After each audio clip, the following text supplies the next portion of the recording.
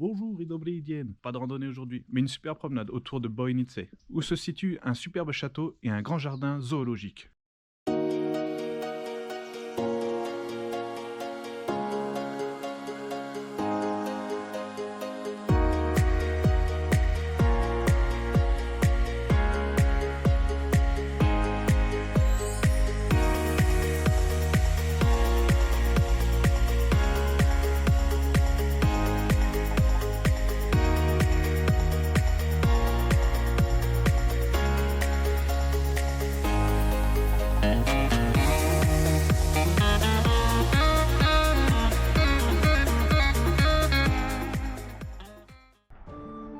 Le château de Bojnice, ou le nom slovaque Bojnický zámok, se trouve dans la région de Trenčín au nord-est de la Slovaquie. Début de construction, XIIe siècle, sous le règne de Koloman, le roi de Hongrie, par un chevalier du nom du seigneur Kazmer Ier, alias Casimir, du noble clan Hontpázmány. À l'origine, il n'y avait qu'une tour ronde et une enceinte de bois, protégeant une agglomération faite d'habitations, d'échoppes et de granges. Il y a un tas de successeurs, mais une seule famille fut propriétaire sans interruption de 1643 jusqu'à la fondation de la République tchécoslovaque en 1918. À partir de 1888, le comte János Ferenc Pálffy commença à lui donner son aspect romantique actuel, car il fut un grand admirateur des châteaux de la Loire. Les travaux furent achevés en 1910, soit 2 ans après sa mort. Le 25 février 1939, Jan Antonín Bata acquit par la suite d'une vente le château, la station thermale ainsi que le parc environnant.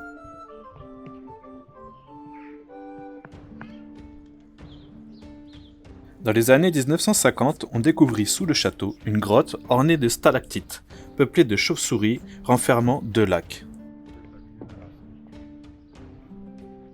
Qui dit Moyen-Âge dit légende. La légende raconte que l'un des fils de Casimir aurait soupçonné d'adultère sa compagne. Il la soumet au jugement de Dieu, qui consiste de sauter du haut de la tour du château pour prouver son innocence. Auquel cas, Dieu ferait certainement en sorte qu'elle restât en vie, mais il lui réserve la mort dans le cas contraire. Elle sauta dans l'abîme avec leur nourrisson dans ses bras, mais au lieu de tomber, elle s'éleva dans les airs vers le paradis comme un ange.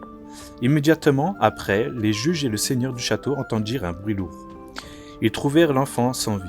Depuis les nuits sans lune, le fantôme de la dame en pleurs rôde près de la tour d'après certaines personnes. Pour celles et ceux qui désirent visiter le château, il faut compter 1h30. Les visites l'hiver se font en groupe et l'été se font individuellement. Bojnice, ce n'est pas que son château. C'est aussi la tour de mouette dans les nuages, littéralement Čajka v oblakoch, une plateforme d'observation qui atteint une hauteur de 30 mètres, où vous pourrez faire vos plus belles photos. Il y a un dino-parc pour les tout petits, un spa pour les plus grands, le labyrinthe de miroirs et le fameux musée de la préhistoire sur un site authentique.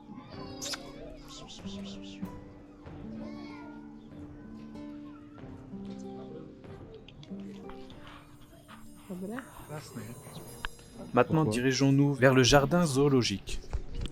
Il est le plus visité, le plus ancien de la Slovaquie. Sa date d'ouverture, 1955. Il contient 41 hectares et c'est le seul zoo d'État qui a été fondé par le ministère de l'Environnement de la République slovaque. Le zoo expose et élève des espèces animales menacées. Il a un impact éducatif sur le public dans le domaine de la protection de l'environnement et de la biodiversité. Le jardin zoologique présente une collection unique d'animaux du monde entier dans plus de 360 espèces avec un nombre total de 2700 spécimens. Le zoo de Bojnice participe au sauvetage de la faune menacée dans le monde, soutenant par exemple la réintroduction du faisan éteint d'Édouard, du lynx des Carpates, du hibou à longue queue, de clématite et du jason aux yeux rouges. Dans le cadre de ses missions de base, le Jardin zoologique national de Bojnice met également en œuvre l'éducation et l'éducation du grand public. L'enseignement a lieu dans la zone du zoo et aussi au centre d'éducation environnementale. Le zoo national est membre à part entière à pas moins de 7 importantes organisations internationales, telles que la WAZA, et EAZA ou encore la WAPCA. Voilà, la vidéo touche à sa fin. N'hésitez pas à me dire en commentaire ce qui vous a plu. Lâchez un petit pouce bleu et abonnez-vous.